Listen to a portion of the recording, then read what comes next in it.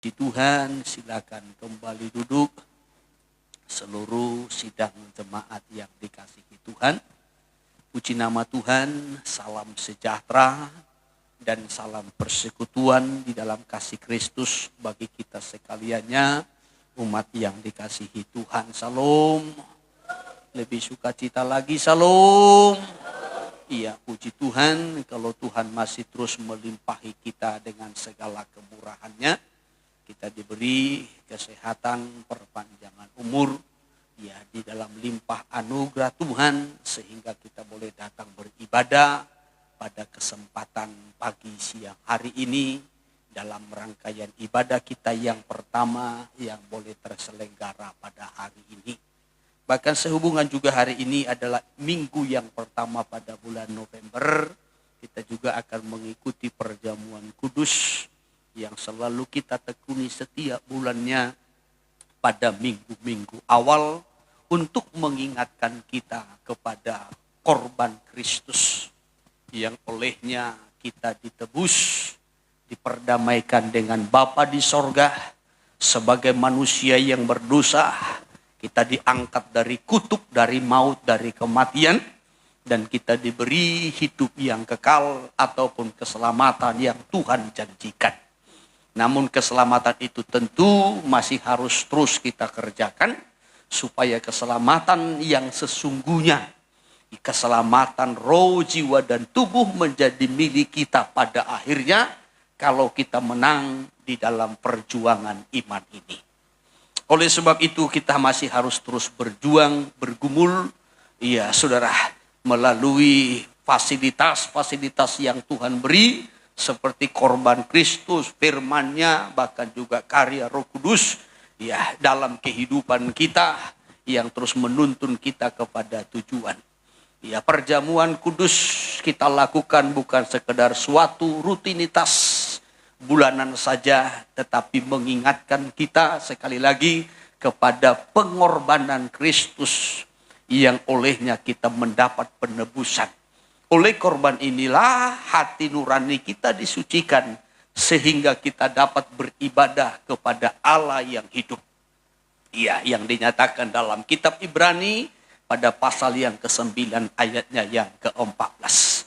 Kalau dulu dalam perjanjian lama darah binatang itu, ya baik lembu domba yang dikorbankan sebagai korban, ya maka oleh darahnya yang dicurahkan dan dipercikan kepada orang yang berdosa, yang bersalah, maka ia akan mendapat pengampunan.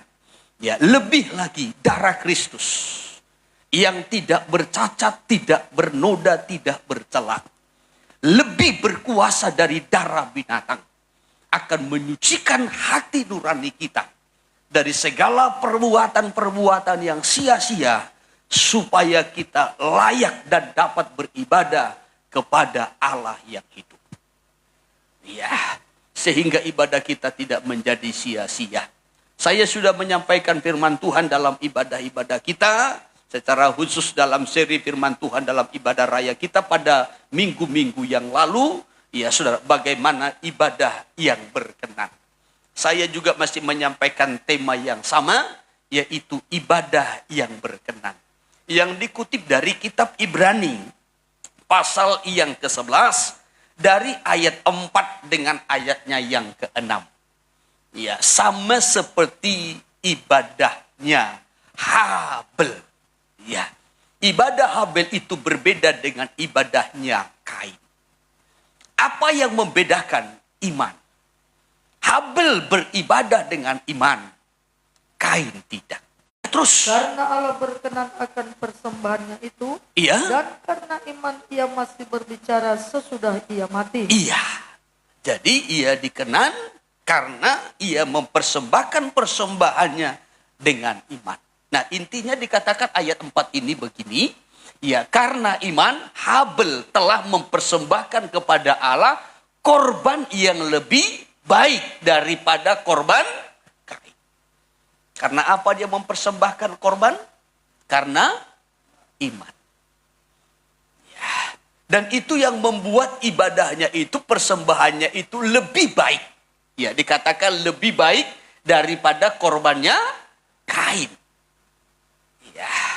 dengan jalan itulah, dengan jalan mempersembahkan sesuatu dengan iman, ia memperoleh kesaksian kepadanya bahwa ia benar.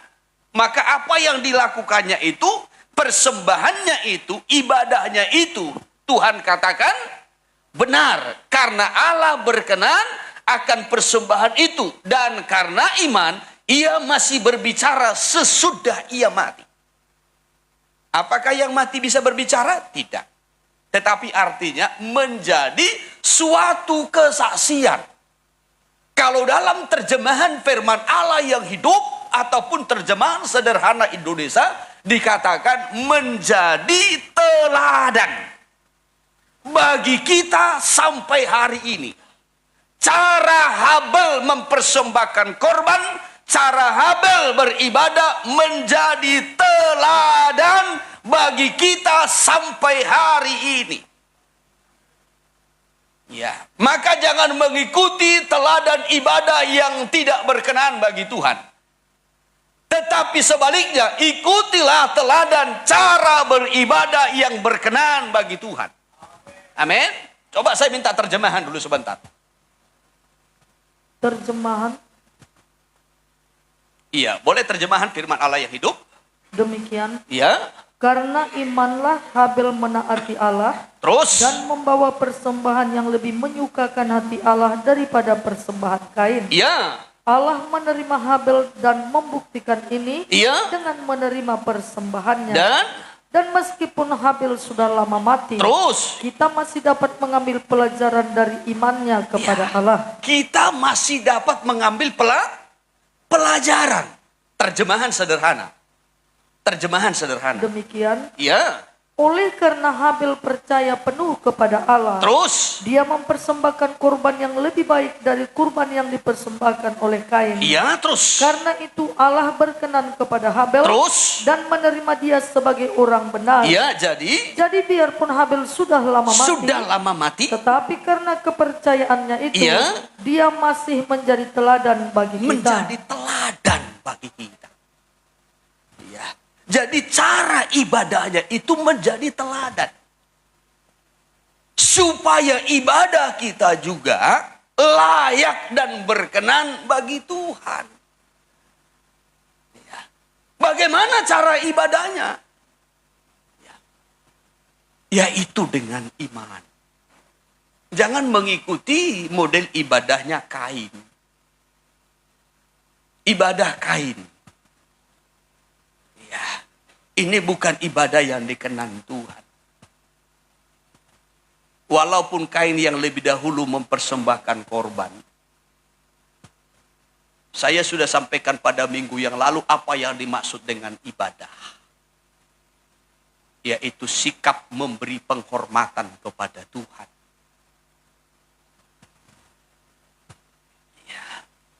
Dan ibadah ini harus ada unsur iman di dalamnya. Supaya berkenan. Kalau hari ini kita mengikuti perjamuan kudus, ini juga harus dilakukan dengan iman. Bukan hanya sekedar suatu rutinitas. Maka tentu dibutuhkan pengertian yang benar. Pemahaman yang baik. Ibadah kita berkenan, bukan karena ibadah itu kita lakukan dengan hikmat. Hikmat manusia, tidak. Walaupun kadang ibadah itu seperti hikmat. Semua teratur. Dan memang semua diatur dengan baik. Tidak salah aturan, memang harus ada aturan. Tetapi yang menentukan berkenan tidaknya. Bukan karena aturan manusia, tidak. Kolose pasal 2 ayat 23 mencatat, walaupun ibadah itu kelihatannya seperti hikmat. Tetapi itu hanya kepuasan daging saja. Ayat 23 sebentar sebelum saya kembali bertolak mengenai ibadah yang ditandai dengan unsur iman ini. Demikian. Iya. Peraturan hikmat dengan ibadah buatan sendiri seperti merendahkan diri, menyiksa diri, tidak ada gunanya selain untuk memuaskan hidup duniawi. Iya, tidak ada gunanya selain hanya untuk memuaskan hidup duniawi. Walau ibadah itu dilakukan katanya seperti hikmat. Ya, jadi berkenan tidaknya ibadah kita bukan karena itu dilakukan seperti hikmat manusia, tidak. Ya, tentu perlu kita pahami hikmat pun ada dua. Yang pertama hikmat Allah, baru yang kedua adalah hikmat manusia. Ya, hikmat Allah, hikmat manusia. Hikmat Allah adalah suatu hikmat atau cara yang berasal dari Allah. Sedangkan hikmat manusia adalah suatu hikmat ya ataupun cara dari manusia yang bersumber dari manusia. Ya, jadi ibadah itu berkenan bukan karena dilakukan dengan hikmat manusia, dengan cara manusia, dengan peraturan-peraturan manusia yang kelihatannya seperti baik, indah, tidak. Ya, tetapi harus ada unsur imannya. Walaupun kita mengerti ya, bagaimana beribadah, walaupun kita punya pengetahuan ya, bagaimana cara beribadah, bukan itu yang menjadi penentunya. Ya, bukan itu, walaupun kita punya pemahaman. Ya, maka kadangkala pemahaman ini atau pengetahuan ini harus kita bisa bedakan. Mana pengetahuan, mana pengertian, mana hikmat. Ya. Orang bisa punya pengetahuan tentang ibadah, punya pengertian tentang ibadah, tetapi tidak punya hikmat tentang ibadah. Ya. Orang bisa punya pengetahuan tentang sesuatu, punya pengertian, tetapi tidak punya hikmat. Ya. Maka jemaat yang dikasihi Tuhan, kita juga harus mengerti tentang tiga hal ini.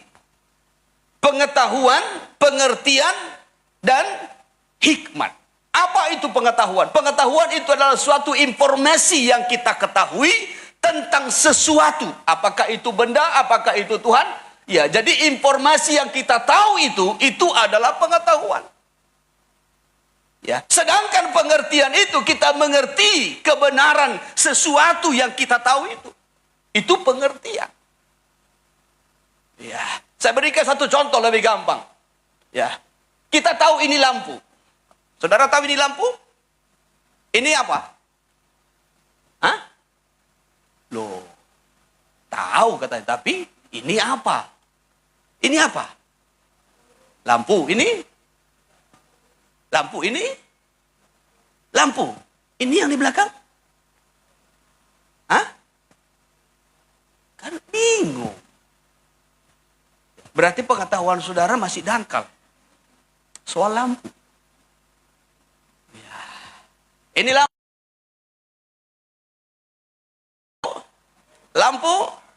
Lampu. Ya, lampu. Setuju? Fungsi lampu? Hah? Membanjiri? Fungsi lampu? Ya, itu nama. Ya. Tapi butuh pengertian. Ya. Butuh pengertian. Bagaimana menyalakan lampu? Bagaimana mengoperasikannya? Butuh pengertian. Maka di sana itu ada stop kontaknya. Mana menyalakan, mana memadamkan. Ya. Kita tahu ini lampu. Ini lampu. Tapi kalau kita tidak punya pengertian, kita tidak tahu bagaimana mengoperasikannya, menyalakan dan memadamkannya. Ya. Maka beda pengetahuan, beda pengertian, beda hikmat. Ya. Pengertian itu kita tahu mengoperasikannya. Mana menyalakan, mana memadamkan. Tetapi lebih lagi dibutuhkan hikmat. Hikmat dalam apa? Kapan ini dipergunakan? Ya. Saat kapan lampu ini dipergunakan? Dibutuhkan hikmat. Ya, jangan ruangan ini sudah gelap. Saudara baca Alkitab. Ada stop kontak di situ, ada lampu sudah tersedia. Tinggal ya, saudara paksakan membaca. Itu namanya kurang. Tapi Anda juga sudah cerah di luar, panas terik. Saudara membaca di luar, di halaman sana. Di situ ada lampu di luar sana. Ya, terang. Ya, mungkin jam segini atau mungkin jam 12, jam 1 siang, terang, seterang-terangnya. Tapi saudara nyalakan juga lampu, saudara membaca di situ. Itu namanya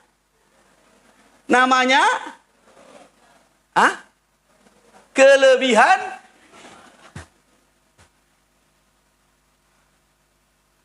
Jadi hikmat itu mengerti tujuan. Hikmat itu mengerti arah. Hikmat itu mengerti sasaran. Hikmat itu mengerti cara mempergunakan. Sekarang saya tarik kepada Allah. Kita memiliki pengetahuan tentang Allah. Kita tahu Allah ada. Allah pencipta. Allah sumber berkat. Allah sumber keselamatan, Allah sumber kesembuhan, Allah sumber pertolongan, bahkan Allah sumber segala-galanya. Kita punya pengetahuan akan hal itu. Tetapi sekarang kita punya pengertian enggak? Mengerti enggak? Bagaimana caranya supaya kita memperoleh berkat? Mengerti enggak bagaimana jalan berkat? Mengerti enggak bagaimana jalan kesembuhan? Mengerti enggak bagaimana jalan keselamatan? Mengerti enggak bagaimana jalan untuk menerima pertolongan Tuhan? Jadi dari pengetahuan harus meningkat kepada pengertian. Kita tahu ada Tuhan. Kecuali kita tidak percaya ada Tuhan, kita tidak tahu ada Tuhan seperti penganut ateis. Iya, saudara, ya lain ceritanya. Saya percaya kita yang hadir pada hari ini adalah orang-orang yang percaya ada Tuhan. Amin. Kita percaya Tuhan itu pencipta alam semesta dan isinya. Amin. Haleluya. Iya. Tetapi dibutuhkan pengertian. Ya, bagaimana cara kita memperoleh berkat, pertolongan Tuhan, keselamatan yang dari Tuhan, perlindungan yang dari Tuhan, dibutuhkan pengertian. Maka kita harus mengerti. Caranya adalah dengan iman. Ya, dengan ibadah yang layak dan berkenan. Ya. Dengan cara menghormati Tuhan. Dengan cara memuliakan Tuhan. Baru nanti berlanjut kepada hikmat.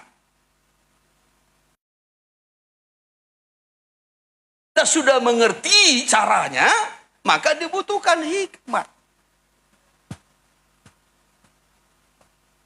Supaya tangan Tuhan bergerak. Ya. Jangan sudah punya masalah pergumulan, menghayal aja. Sudah sakit, diam aja. Merenungi nasib dan penderitaan. Ya doa. Itulah hikmat. Ya.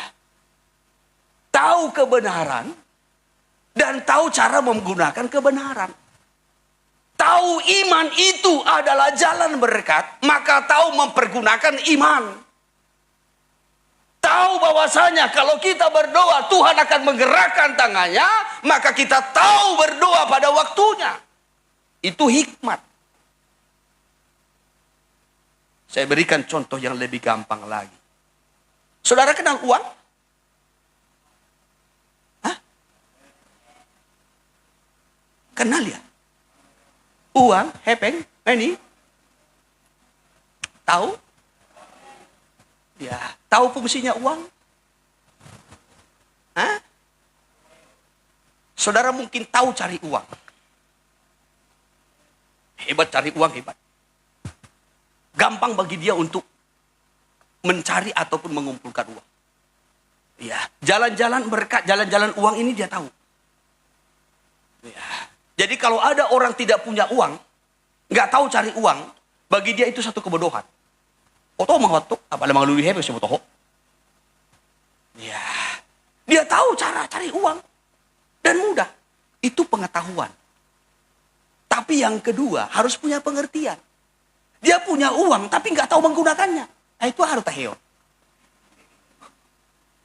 Ya, dia punya uang logam. Oh, makerok. Ya. Jadi harus punya pengertian. Ya. Untuk apa uang ini?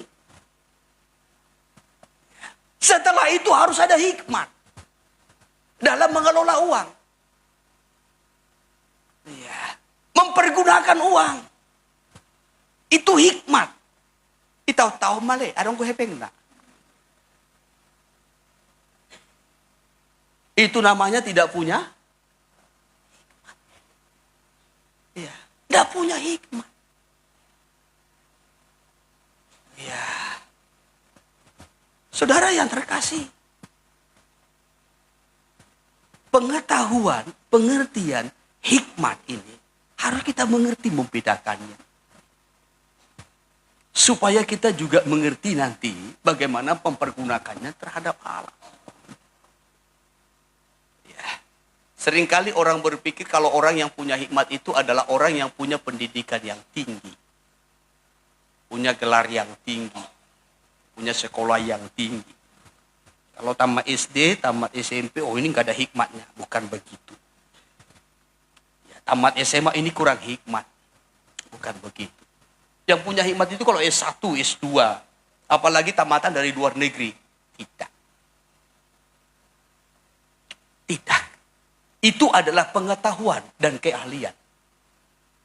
Ya, tetapi hikmat itu. Bagaimana dia mempergunakan pengetahuannya. Itulah hikmat. Maka banyak orang yang pintar. Tetapi dia salah dalam bergaul. Maka pengetahuan yang begitu hebat yang dia miliki rusak. Orang banyak tahu tentang Tuhan. Tahu bagaimana cara berdoa. Tahu bagaimana cara memuji. Tahu bagaimana cara mencocokkan musik dengan pujian. Dalam memuliakan Tuhan. Tahu. Tetapi tidak punya pengertian dan tidak punya hikmat. Sehingga salah bergaul. Hidup dalam dosa. Hidupnya hancur dan binasa. Punya pengetahuan, punya pengertian, tapi kalau tidak punya hikmat. Saya menggambarkan pengetahuan, pengertian, hikmat itu bagaikan kapal. Pengetahuan itu adalah kapal. Pengertian itu adalah cara mengoperasikannya. Sedangkan hikmat itu adalah kompas atau setirnya. Sampai tidaknya kepada tujuan butuh hikmat. Orang bisa punya pengertian mengoperasikan. Ada olamar putar-putar di tonga-tonga. Mutar-mutar di tengah laut. Tidak sampai kepada tujuan. Ya, tahu dia itu kapal. Tahu dia ruangan-ruangan di mana mesinnya. Ya, dia tahu semua. Mungkin dia yang membuatnya, dia yang menciptakannya, tahu mengoperasikannya. Tetapi kalau tidak tahu kemana tujuannya, arahnya, ini tidak akan berfungsi. Ya, maka dalam hal rohani pun demikian. Ya. Ya, dalam bentuk penghormatannya kepada Tuhan. Sebagai tindakan orang percaya dalam bentuk penghormatannya kepada Tuhan. Tuhan yang tidak terlihat. Maka itu dilakukan dengan iman. Karena Tuhan yang kita percayai, Tuhan yang kita sembah, Tuhan yang kita hormati itu tidak terlihat. Karena itu kita melakukannya dengan iman. Ya, sebab tanpa iman mustahil berkenan kepada Allah. Itu Ibrani 11 ayatnya yang ke-6. Tanpa iman mustahil berkenan kepada Allah. Bahkan segala sesuatu yang dilakukan tanpa iman itu adalah dosa dan sia-sia. Ya, apapun yang kita lakukan tanpa iman itu adalah dosa dan kesia-siaan. Ya. Roma pasal 14 ayat 23. Roma 14 ayat 23. Demikian firman Tuhan. Iya. Tetapi barang siapa yang bimbang kalau ia makan, ia telah dihukum. Terus. Karena ia tidak melakukannya berdasarkan iman. Karena ia tidak melakukannya berdasarkan iman. Terus. Dan segala sesuatu yang tidak berdasarkan iman adalah dosa. Ini garis bawahi, segala sesuatu yang tidak berdasarkan iman adalah dosa. Maka apapun yang kita lakukan harus dilakukan dengan iman. Termasuk makan. Ya, kan ini tadi diawali dari kata makan kan? Tetapi barang siapa yang bimbang, kalau ia makan, ia telah. Maka ada orang mau makan, dia bimbang. Ya, mau luar langan dengan baru naik kambun yang sama lambungan wae. Sebenarnya sebelum makan pun udah ragu dia. Ya. Ini kalau aku makan gimana? Kira-kira nanti asam lambungku kambuh enggak? Ya. Ini kalau aku makan kira-kira nanti kolesterolku gimana ya? Ya. Kambuh enggak? Kira-kira nanti darah tinggiku gimana ya? Dia sebelum makan saja dia sudah bimbang sebenarnya. Tapi dipaksakan juga. Namanya pun manusia. Manusia juga punya kelemahan. Ya, yaitu hawa nafsu. Ya. Sebenarnya udah tahu dia. Aku enggak tahan kalau makan yang pedas. Ya kira-kira nanti kalau aku makan ini gimana ya? Kambuh enggak? Mules enggak? Ya. Tapi ini enak ini. Nabi nadat. Ya.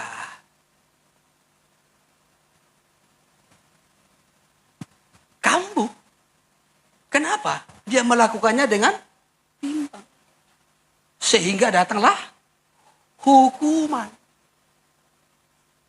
Ya, datanglah hukuman.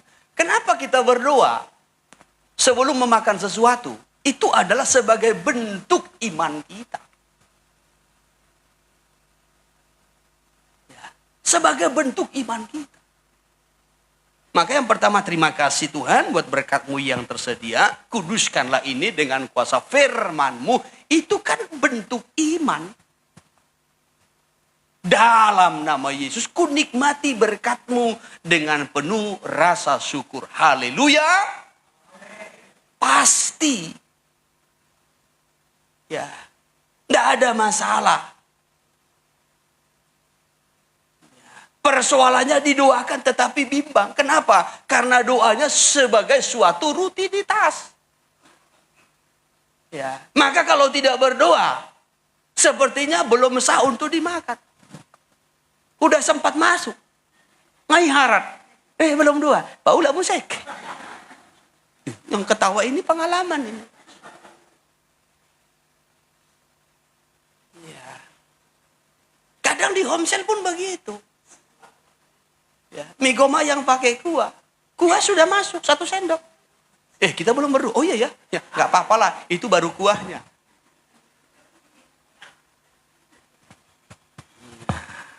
Karena terbawa kebiasaan dari rumah. Ya. Biasanya kalau di rumah kan amin. Ya. Jadi memakan sesuatu itu juga harus dengan iman. Segala sesuatu yang kita lakukan harus dilakukan dengan iman. Ya. Apa yang kita persembahkan pun harus dilakukan dengan iman. Ya tentu iman kan berkembang. Saya selalu katakan iman itu berkembang. Dimulai dari benih iman ketika kita mendengar firman. Dari manakah timbulnya iman? Iman timbul dari pendengaran. Pendengaran akan firman Kristus. Itu kan Roma 10 ayat 17. Ya, iman timbul dari pendengaran akan firman Kristus. Lalu iman itu harus terus bertumbuh melalui apa? Proses. Ya, iman bertumbuh melalui proses. Maka kitab Petrus mencatat dalam 2 Petrus 1, tambahkanlah kepada imanmu kebajikan. Kepada kebajikan, pengetahuan. Kepada pengetahuan, penguasaan diri. Kepada penguasaan diri, kesalehan. Ketekunan, kasih. Ya, ini perkembangan daripada iman itu. Dari iman kepada pengharapan dan terus meningkat kepada kasih. Sama seperti Abraham. Abraham itu imannya meningkat. Ya, dari sejak dia dipanggil oleh Tuhan keluar dari negerinya sampai mempersembahkan yang paling berharga dalam hidupnya. Anak tunggal yang paling dia kasihi dan masih terus berkembang iman itu.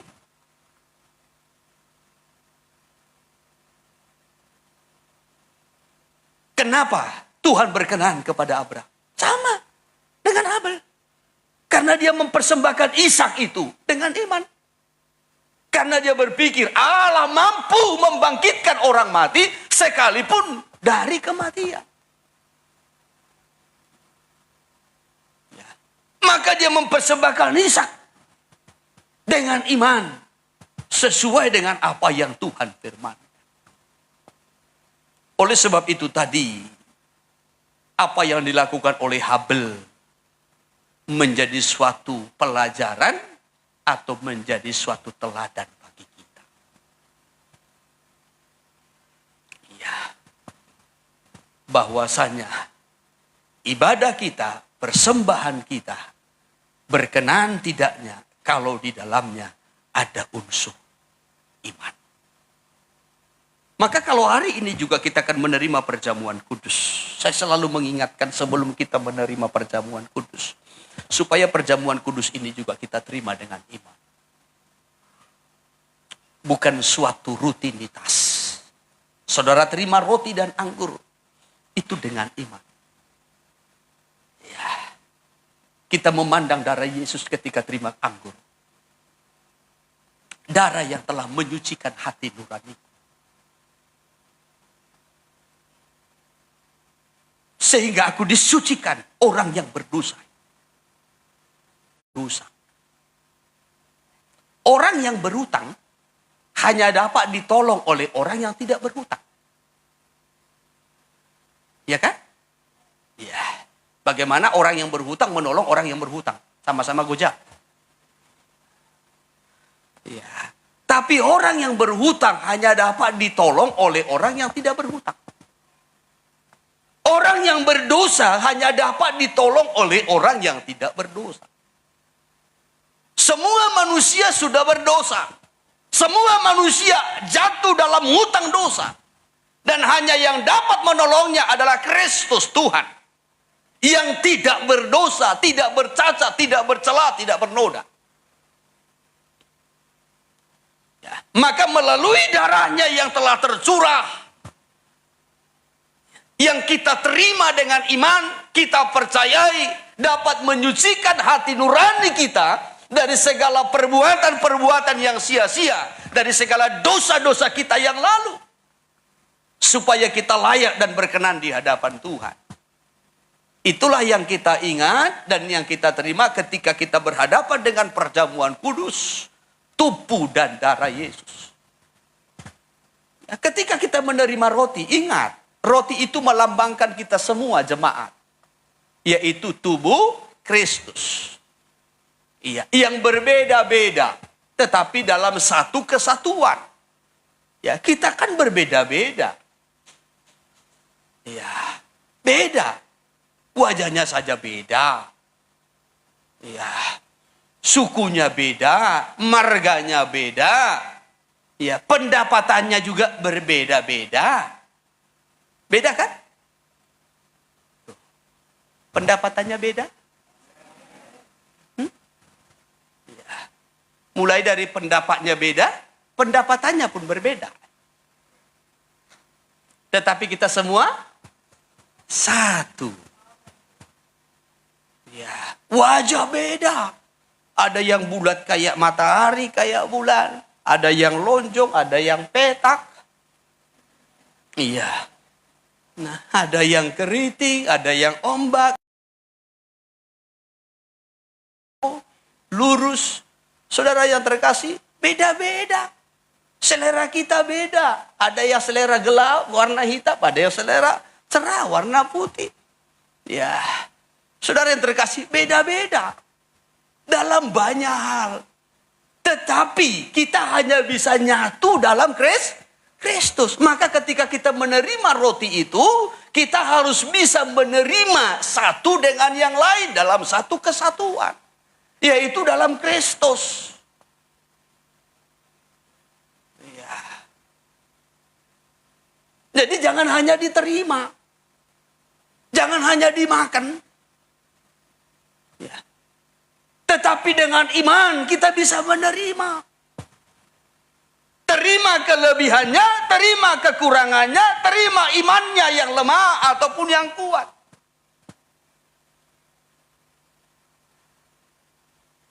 Harus bisa saling menerima satu dengan yang lain. Dan kita tidak memaksakan kehendak kita, tidak. Maka di dalam Kristus ini kita disatukan, dilebur. Menjadi satu.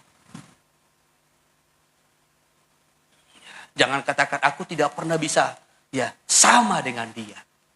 Aku tidak pernah bisa ya, menyatu dengan dia. Tapi tiap bulan kita terima roti. Itu pun gak satu, mau dua diambilnya.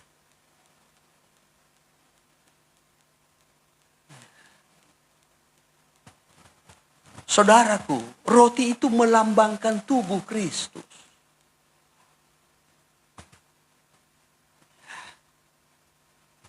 Maka rasanya tidak manis. Tidak pahit. Ya. Tetapi tidak ada rasanya.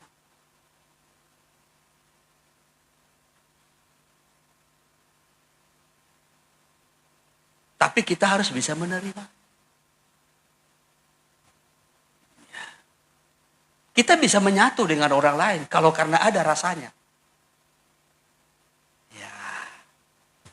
Belum karena Kristus. Ya.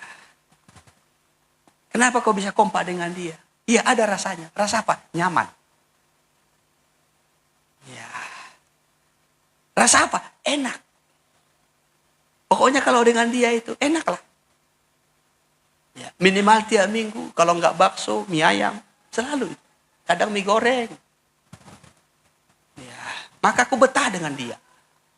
Kalau dengan ini gimana? Ya. Udah enggak ada uangnya, pelit lagi. Ya wajar dia pelit karena enggak ada uangnya.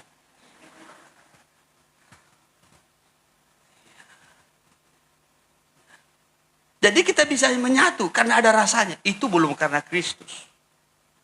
Tapi kalau kita bisa menyatu, ya, sekalipun tidak ada rasanya, itu baru karena Kristus. Ya. Maka kalau karena Kristus, dengan semua kita bisa nyatu. Dengan semua kita bisa kompak. Dengan semua kita bisa ramah. Keluh kesah semua orang bisa kita terima. Pendapat semua orang kita bisa terima. Kalau karena Kristus.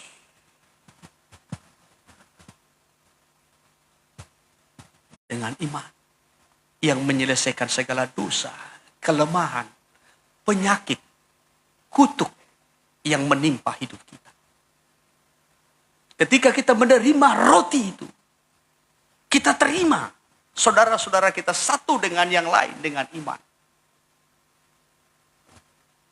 Bukan karena ada rasanya. Tapi terima dia dengan iman.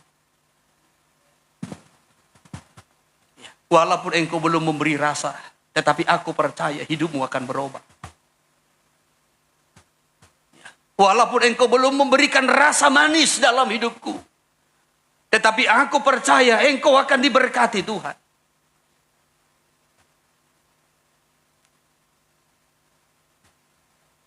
Itu kalau menerima perjamuan kudus. Maka nanti ketika saudara angkat roti itu, ingat. Roti itu adalah pasanganmu, istri atau suamimu. Roti itu adalah anak-anakmu.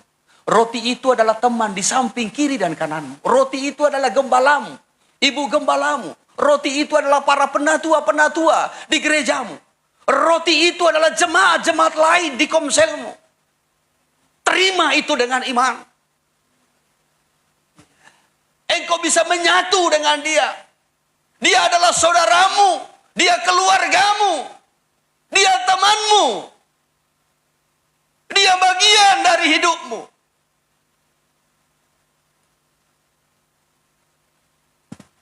Supaya perjamuan kudus yang kita lakukan berkenan. Dan menjadi berkat. Haleluya. Ya, maka tadi segala sesuatu yang dilakukan harus dengan iman. Apapun yang kita lakukan kalau di dalamnya tidak ada unsur iman, Tuhan tidak berkenan. Itu bagian yang pertama. Ibrani 11 ayatnya yang keempat. Sekarang kita masuk kepada ayatnya yang keenam. Iya, tanpa iman mustahil berkenan. Tetapi kalau orang beriman, orang percaya katanya terus. Ayat 6. Tetapi tanpa iman tidak mungkin orang berkenan kepada Allah. Iya. Sebab barang siapa berpaling kepada Allah. Barang siapa berpaling kepada Allah. Ia harus percaya bahwa Allah ada. Iya. Dan bahwa Allah memberi upah kepada orang yang sungguh-sungguh mencari dia. Iya. Nah, dalam ayat yang ke-6 ini, ya ada dua hal yang akan kita lihat. Tapi saya kutip bagian yang pertama. Tetapi tanpa iman tidak mungkin orang berkenan kepada Allah. Ini tadi saya sudah terangkan. Semua harus ada unsur iman. Ya, baru yang kedua. Sebab barang siapa berpaling kepada Allah. Siapa yang datang kepada Tuhan. Siapa yang berbalik kepada Tuhan. Ya, maka ia harus percaya bahwa Allah ada. Orang beriman itu percaya bahwa Allah ada. Orang percaya itu, orang beriman itu percaya bahwasanya ada Tuhan. Menjalani hidup ini, saudara yang terkasih, harus menjalaninya dengan iman. Bukan karena melihat. Sekali lagi, menjalani hidup ini, harus menjalaninya dengan iman. Bukan karena melihat. Kalau kita percaya ada Tuhan, dan kita menjalani hidup ini harus dengan iman. Karena Tuhan itu tidak terlihat. Ya. Sebagaimana Rasul Paulus sampaikan dalam suratnya yang kedua kepada jemaat di Korintus. Dalam 2 Korintus pasal 5 dalam ayatnya yang ke-7. Ya. 2 Korintus pasal 5 ayatnya yang ke-7. Demikian firman Tuhan. Ya. Sebab hidup kami ini adalah hidup karena percaya. Hidup kami bukan ini karena melihat. Karena percaya, bukan karena melihat. Terjemahan firman Allah yang hidup. Atau bahasa sehari-hari. Bahasa sehari-hari. Ya. Demikian. Ya, jadi menjalani hidup ini harus dengan iman. Atau karena percaya katanya. Bahasa sehari-hari. Sebab kami hidup berdasarkan percaya kepada Kristus. Terus. Bukan berdasarkan apa yang dapat dilihat. Jadi kami ini hidup. Dasarnya percaya pada Kristus. Bukan karena kami melihat. Kami sudah melihat masa depan. Kami sudah melihat berkat. Kami sudah melihat keberhasilan, kesuksesan. Tidak. Tetapi kami menjalani hidup ini karena kami percaya. Kami menjalani hidup ini ya karena kami beriman. Ya. Bukan karena melihat, tidak. Atau terjemahan sederhana. Terjemahan sederhana. Demikian. Iya. Karena hidup ini kita jalani hanya karena percaya penuh kepada semua janji Allah. Bukan. Bukan hanya kepada hal-hal yang kelihatan. Jadi karena pada Sehingga kita menjalani hidup ini dengan iman. Bukan karena kita sudah melihat hal-hal yang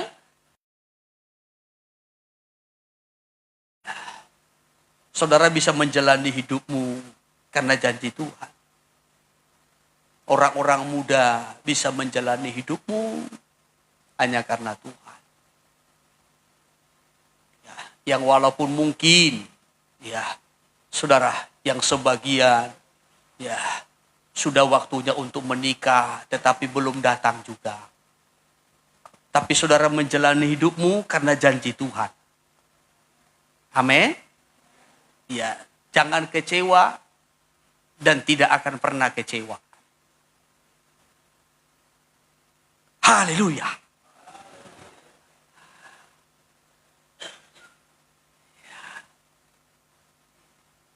Saudara yang mengalami pergumulan dalam sakit penyakit, saudara menjalani hidupmu karena percaya, karena iman, bukan karena melihat. Walaupun engkau mungkin masih menjalani hidupmu, rutinitasmu, sehari-harimu, masih tetap menyandang penyakit itu di tubuh. Tetapi engkau menjalaninya dengan iman karena janji Tuhan. Ya. Bukan karena sudah melihat, aku sudah sehat, aku sudah sembuh, aku menjalani hidup ini, aku memuji Tuhan, aku menyembah Tuhan. Tidak. Ya. Kalau hanya karena sembuh saudara memuji menyembah Tuhan, itu bukan iman. Ya. Tetapi saudara menjalani hidupmu yang penuh dengan pergumulan, kelemahan, penyakit, mungkin juga mengalami kekurangan secara materi. Tetapi saudara jalani dengan iman karena janji Tuhan. Ini yang dimaksudkan oleh Rasul Paulus tadi. Kami hidup ini bukan karena melihat, tapi kami hidup ini karena iman, karena percaya. Kami jalani hidup ini karena iman. Bukan karena kami sudah melihat berkat itu, pertolongan itu, kesembuhan itu, kekayaan itu. Tidak.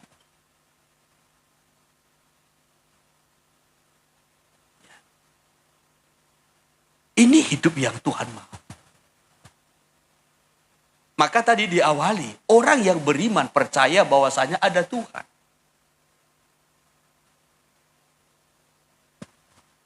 Tetapi tentu tidak hanya percaya ada Tuhan. Ya, kita percaya ada Tuhan itu tidak membawa dampak. Sekali lagi, kita percaya ada Tuhan itu tidak membawa dampak. Karena setan pun percaya ada Tuhan. Ya toh? Ya, Yakobus 2 ayatnya yang ke-19, engkau percaya bahwasanya hanya ada satu Allah saja, itu baik. Dan ingat, setan-setan pun percaya akan hal itu. Ya, jadi setan juga percaya ada Tuhan. Ya, maka kalau kita hanya percaya ada Tuhan, itu tidak membawa dampak. Ya. Tetapi orang percaya harus bisa menghadirkan Tuhan dalam hidupnya. Orang percaya bisa menghadirkan Tuhan di sekelilingnya. Orang percaya bisa menghadirkan Tuhan dalam nikahnya. Orang percaya bisa menghadirkan Tuhan di tengah-tengah pekerjaan dan usahanya. Orang percaya bisa menghadirkan Tuhan di tengah-tengah pelayanannya. Kehadiran Tuhanlah yang akan...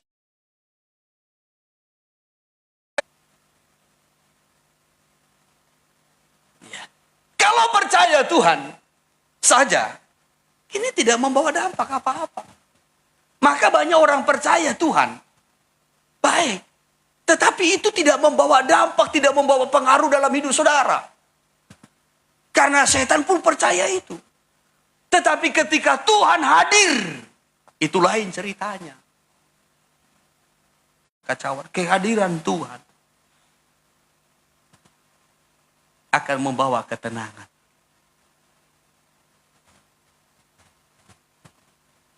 Persoalannya, bisakah kita membawa kehadiran Tuhan dalam hidup kita?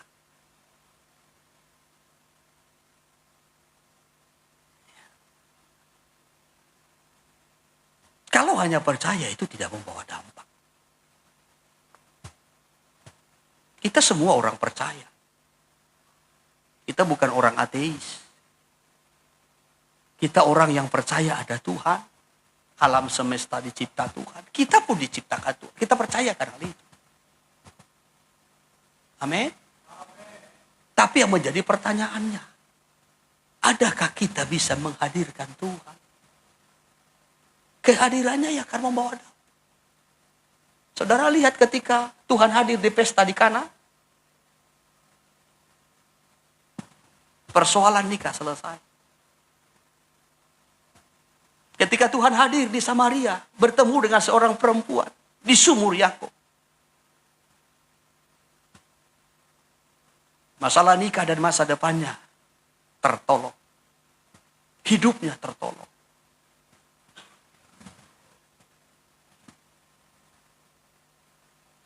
Ketika Tuhan hadir. Tuhan hadir di rumah Sakeus. Membawa keselamatan dan pertobatan bagi Sakeus. Jadi di mana Tuhan hadir, di situ ada dampak. Maka ketika kita membawa kehadiran Tuhan dalam nikah kita, itu akan membawa dampak. Pelayan-pelayan Tuhan, hadirkan Tuhan dalam pelayananmu. Supaya membawa dampak. Hadirkan Tuhan di dalam drummu ini. Hadirkan Tuhan dalam gitarmu. Hadirkan Tuhan dalam keyboardmu. Itu akan membawa dampak. Hadirkan Tuhan dalam pujian penyembahanmu. Itu akan membawa dampak. Kehadiran Tuhan. Apalagi kalau Tuhan berfirman. Tuhan hadir dan Tuhan berfirman. Maka semua akan jadi. Amin. Mazmur 33 ayat 6 sampai 9 mencatat. Ia berfirman, maka semua jadi. Ayat 6 dimulai. Oleh firman Tuhan langit telah dijadikan. Terus. Oleh nafas dari mulutnya segala tentaranya. Ya. Ia mengumpulkan air laut seperti dalam bendungan. Ya. Ia menaruh samudera raya ke dalam wadah. Ya. Biarlah semua penduduk dunia gentar terhadap dia. Ya, terus. Sebab dia berfirman maka semuanya jadi. Ia berfirman semua jadi, terus. Dia memberi perintah maka semuanya ada. Dia beri perintah semuanya ada. Iya. Jadi kalau Tuhan berfirman semua jadi. Ia berkata yang sakit sembuh jadi. Ia berkata yang susah terhibur jadi. Ia berkata yang miskin diberkati jadi. Amin. Kalau ia berfirman semua jadi. Apa yang dia firmankan? Dia berkata jadilah terang jadi. Dia berkata jadilah cakrawala jadi. Dia berkata jadilah tumbuh-tumbuhan jadi. Apa yang dia firmankan jadi. Maka ketika Tuhan dihadirkan dalam hidup kita, Tuhan dihadirkan dalam nikah kita, dan Tuhan berfirman, semua jadi. Dan apa yang Tuhan jadikan semua indah. Tetapi tentu ada tujuannya. Apa tujuannya? Tadi ayat 8 ya. Biarlah segenap bumi takut kepada Tuhan. Biarlah semua penduduk dunia gentar terhadap. Itu tujuan. Supaya kita memiliki rasa takut akan Tuhan itu. Ya. Jadi percaya ada Tuhan. Itu baik. Tetapi itu tidak membawa dampak. Yang akan membawa dampak ketika Tuhan hadir. Dan ketika Tuhan berfirman, Rohnya berhadirat di tengah-tengah kita. Itu yang akan membawa dampak. Tapi tentu semua itu bisa berlangsung dengan iman. Karena Tuhan yang kita percaya, Tuhan yang kita sembah adalah Tuhan yang tidak terlihat. Sebab Dia adalah roh.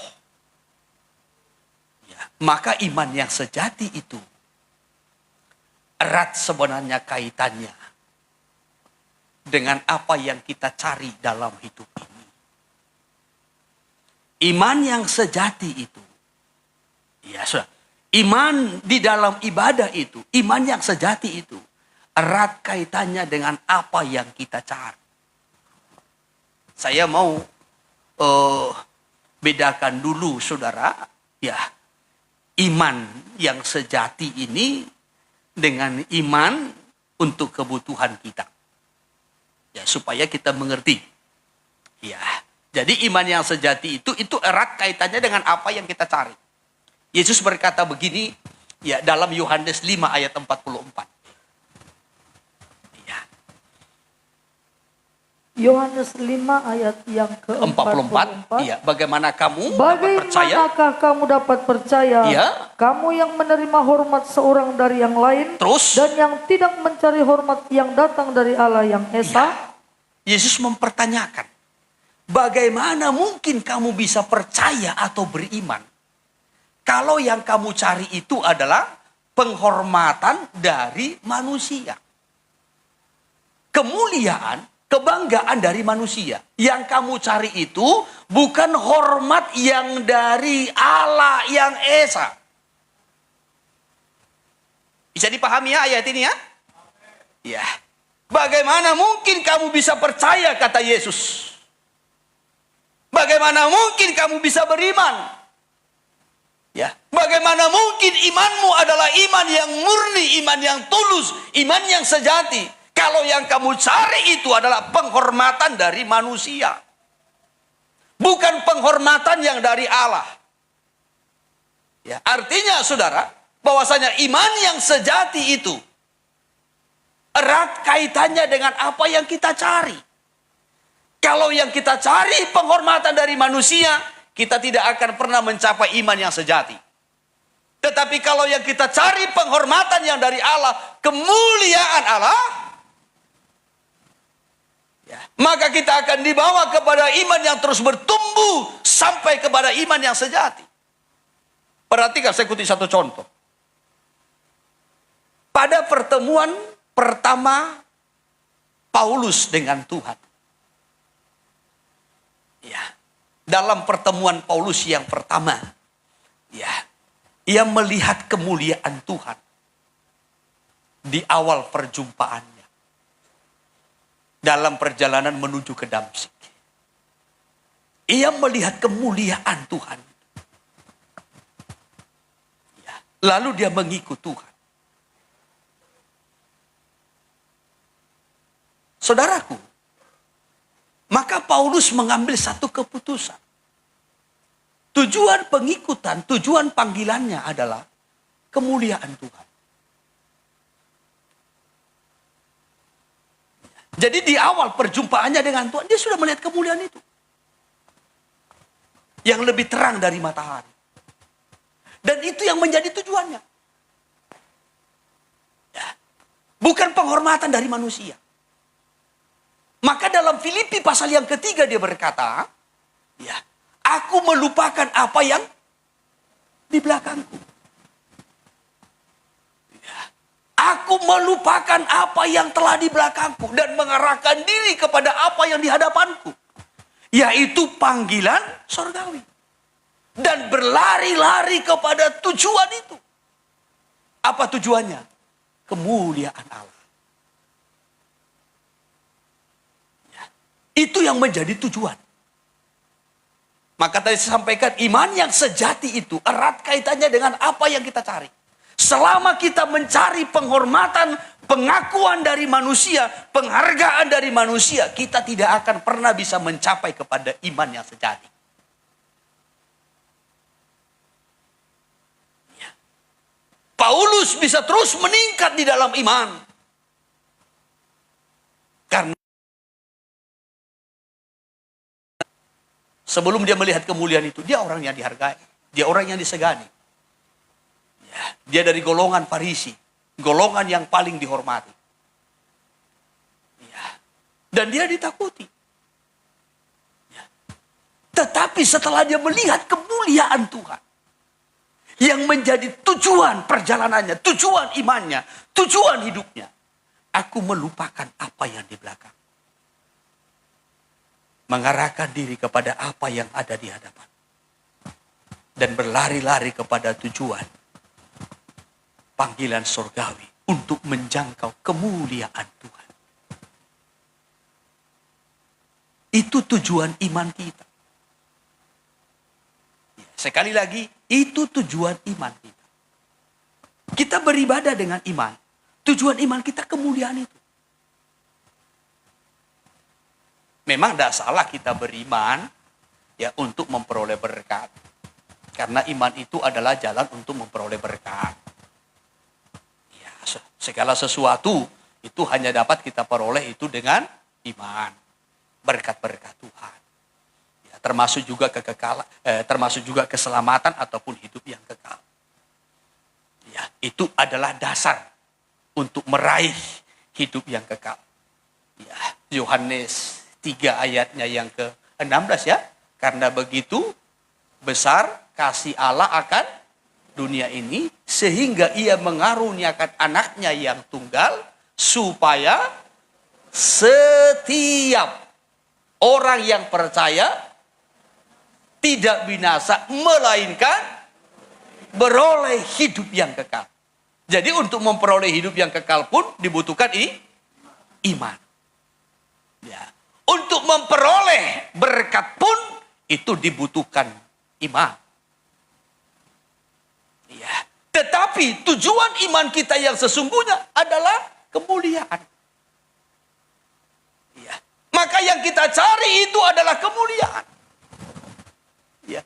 Roma 2 ayatnya yang ke-6, 7 dan seterusnya berkata, Tuhan akan membalas kepada setiap orang sesuai dengan perbuatannya. Ya. Roma 2 ayatnya yang ke-6, ia akan membalas setiap orang menurut perbuatannya. Ayat 7, perhatikan. Yaitu hidup kekal kepada mereka yang dengan tekun berbuat baik, mencari kemuliaan, kehormatan, dan apa yang dicarinya? Kemuliaan, kehormatan, ketidakbinasaan. Ya. Maka apa yang kita cari? Iman sejati itu erat kaitannya dengan apa yang kita cari. Inikah yang kita cari?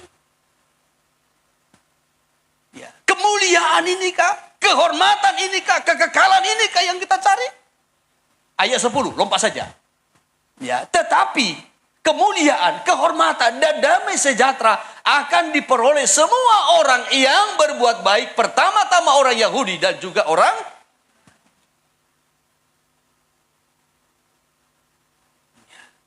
Maka tadi saya sampaikan, iman sejati erat kaitannya dengan apa yang kita cari. Apakah yang kita cari itu adalah kemuliaan, ketidakbinasaan, kekekalan, atau yang kita cari itu hanya sebatas kebutuhan jasmani lahiriah saja.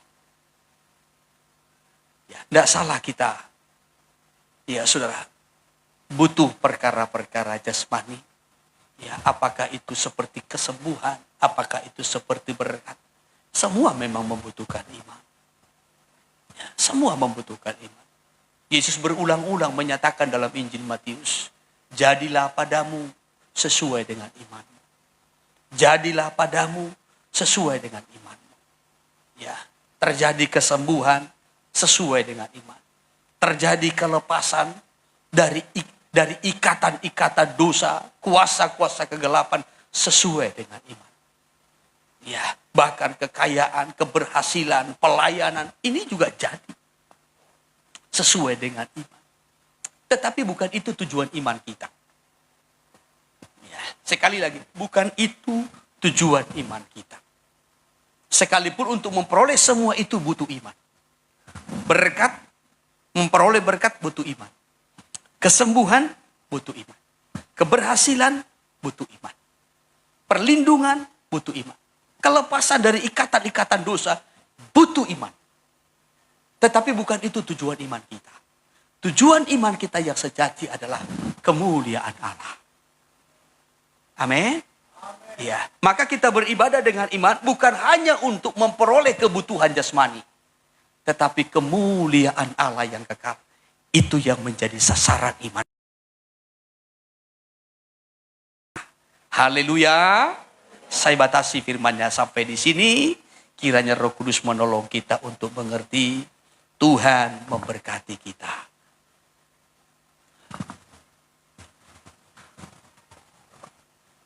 Haleluya.